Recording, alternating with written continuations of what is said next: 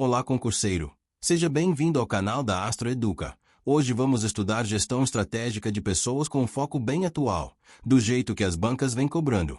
Gestão de equipes squads, fundamentos de liderança, inteligência emocional e social, gerenciamento de conflitos, cultura organizacional com conceitos, elementos e modelos, análise cultural. E fechando com aprendizagem organizacional e educação corporativa.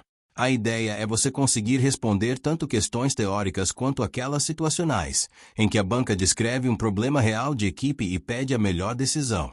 Gestão estratégica de pessoas é quando o RH e liderança deixam de atuar só no operacional e passam a direcionar pessoas para entregar a estratégia.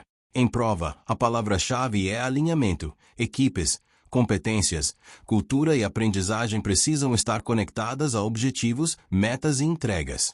Quando não há alinhamento, você vê sintomas clássicos: esforço alto com resultado baixo, retrabalho, conflito entre áreas, metas contraditórias, decisões lentas e inovação travada. Gestão de equipes começa com o básico. Equipe não é só um grupo de pessoas. Equipe é um conjunto com objetivo comum, papéis complementares e interdependência.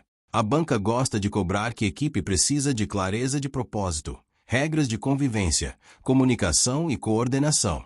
Sem isso, vira apenas pessoas trabalhando ao lado, não trabalhando juntas. E na gestão atual aparece muito o conceito de squads.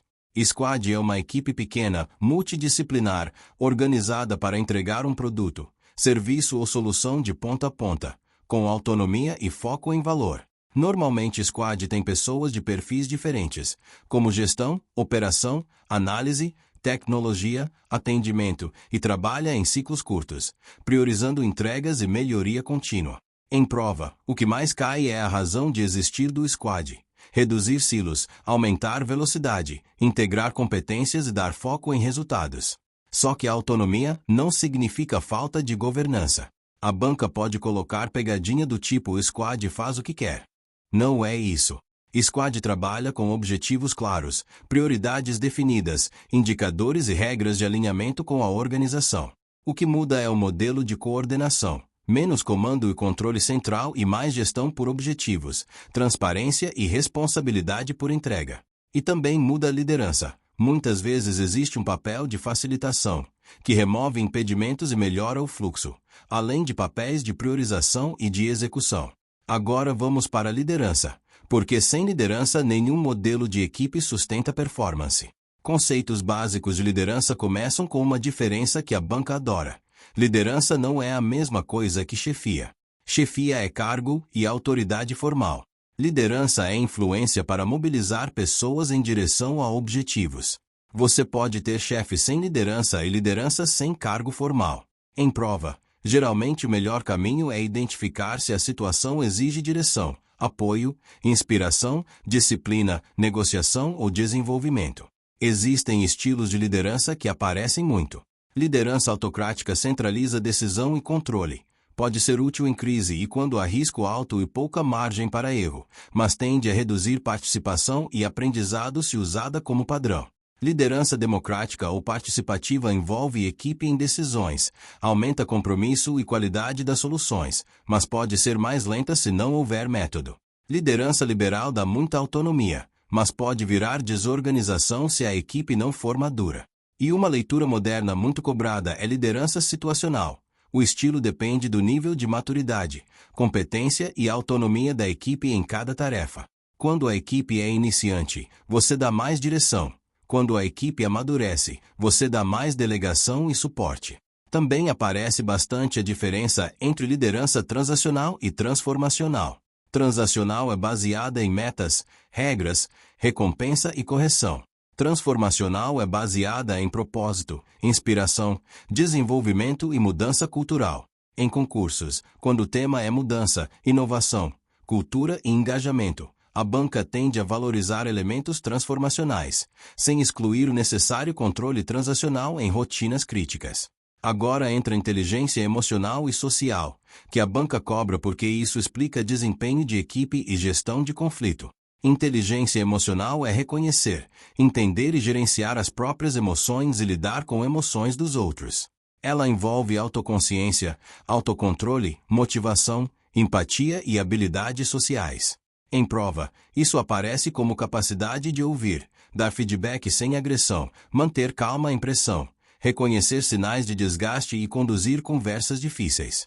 Inteligência social é a habilidade de navegar em relações humanas, ler contexto, perceber dinâmicas de poder, entender normas informais, construir confiança e influência. Em equipe e em squads, isso é central porque o trabalho é colaborativo e cheio de interdependências. Gerenciamento de conflitos é outro tema garantido. Primeiro, você precisa entender que conflito não é sempre ruim. Existe conflito funcional, que melhora a decisão, estimula a criatividade e evita conformismo.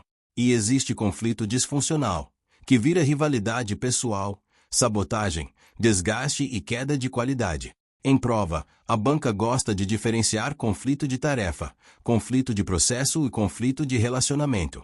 Conflito de tarefa é discordância sobre o que fazer. Pode ser saudável se bem gerido. Conflito de processo é discordância sobre como fazer, prioridades, divisão de trabalho.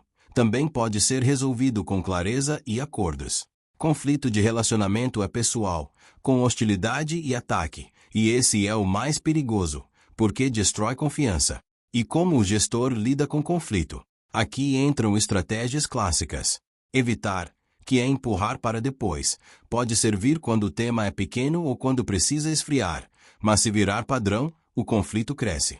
Acomodar é ceder para manter a harmonia, útil quando o tema não é essencial, mas pode gerar injustiça e ressentimento se sempre o mesmo cede. Competir é impor, útil em urgência ou quando há regras claras, mas desgasta. Comprometer é buscar meio termo, resolve rápido, mas pode gerar solução mediana. Colaborar é buscar solução ganha-ganha, mais demorado, mas tende a gerar qualidade e compromisso. Em prova, quando o contexto envolve equipe madura e problema relevante, colaboração costuma ser a melhor resposta, porque resolve causa raiz. Quando há crise e risco alto, competição ou direção pode aparecer como adequada, desde que justificada. Agora vamos para a cultura organizacional, que é um tema que a banca cobra tanto em definição quanto em aplicação. Cultura organizacional é o conjunto de valores, crenças, normas, símbolos e práticas compartilhadas que orientam como as pessoas pensam e agem na organização. É como as coisas são feitas aqui. Cultura é poderosa porque influencia comportamento mesmo quando ninguém está olhando. E por isso ela pode ser um ativo estratégico ou uma barreira enorme para a mudança. Elementos da cultura organizacional aparecem muito em prova. Valores são aquilo que a organização diz que acredita e prioriza. Mas cuidado, existe valor declarado e valor praticado. Se a organização declara transparência, mas pune quem aponta problema, o valor real não é transparência. Símbolos e artefatos são o que você vê, layout, uniformes, linguagem, slogans, documentos, tecnologia, cerimônias. Rituais e cerimônias são práticas repetidas que reforçam valores, como reuniões de alinhamento, reconhecimento público, celebração de resultados, ritos de passagem. Histórias e mitos organizacionais são narrativas sobre heróis, crises superadas e o jeito certo de agir. Normas informais são regras não escritas que definem o que é aceito e o que gera rejeição. Em prova, quando o enunciado fala ninguém questiona o superior ou quem denuncia problema é isolado. Isso é norma cultural, não organograma. Modelos de cultura organizacional ajudam a classificar e analisar. Um modelo muito cobrado é o de níveis de cultura, em que você tem artefatos visíveis, valores declarados e pressupostos básicos, que são crenças profundas e inconscientes. O ponto de prova é: mudar artefato é fácil, mudar valor já é mais difícil. Mudar pressuposto é o mais difícil. Por isso muita mudança fracassa, porque muda manual e sistema, mas não muda crença e comportamento. Outro tipo de modelo classifica a cultura por orientação, como culturas mais voltadas a controle e estabilidade versus culturas mais voltadas a flexibilidade e inovação, culturas internas versus externas. A banca pode apresentar descrições como foco em regras e previsibilidade, foco em resultados e competição, foco em colaboração e pessoas, foco em inovação e experimentação, e pedir identificar o tipo. O mais importante é você reconhecer os sinais. Análise cultural é a capacidade de diagnosticar a cultura real e ver se ela está alinhada à estratégia. Diagnóstico cultural pode ser feito por entrevistas, observação, análise de símbolos, pesquisa de clima, análise de histórias recorrentes e de decisões do dia a dia. Em prova, quando aparece um caso de mudança estratégica que não avança, a resposta muitas vezes passa por análise cultural. Entender resistências, alinhar incentivos, treinar liderança e ajustar sistemas para reforçar o comportamento desejado. Cultura não muda com memorando. Ela muda com coerência, o que a organização mede, premia, tolera e pune. Aprendizagem organizacional e educação corporativa fecham o tema porque cultura e estratégia precisam de capacidade de aprender. Aprendizagem organizacional é a capacidade da organização de criar, compartilhar e usar conhecimento para melhorar desempenho e se adaptar. Ela acontece quando as pessoas aprendem e o aprendizado vira rotina, processo, padrão e melhoria. Não é apenas treinamento individual, é transformar conhecimento em prática organizacional. A banca gosta de conceitos como lições aprendidas, melhoria contínua, gestão do conhecimento, feedback, experimentação e inovação. Um ponto muito cobrado é a diferença entre aprendizagem de ciclo simples e de ciclo duplo. No ciclo simples, você corrige erros sem questionar o modelo, ajusta procedimento, corrige falha e segue. No ciclo duplo, você questiona pressupostos. Por que fazemos assim? A regra faz sentido. A meta está correta. Isso gera mudança mais profunda. Em organizações públicas, isso é relevante porque muitas vezes há procedimentos antigos que ninguém revisa, e a aprendizagem de ciclo duplo é o que permite modernizar com responsabilidade. Educação corporativa é a estrutura organizada para desenvolver competências críticas de forma contínua e alinhada à estratégia. Não é um curso solto. É um sistema com trilhas, programas, conteúdos, avaliação e priorização, muitas vezes com uma universidade corporativa ou estrutura equivalente. Em prova, educação corporativa aparece como instrumento para sustentar mudança, padronizar práticas, formar lideranças e desenvolver competências essenciais para o futuro, como gestão por dados, atendimento ao cidadão, integridade, gestão de projetos, inovação e sustentabilidade.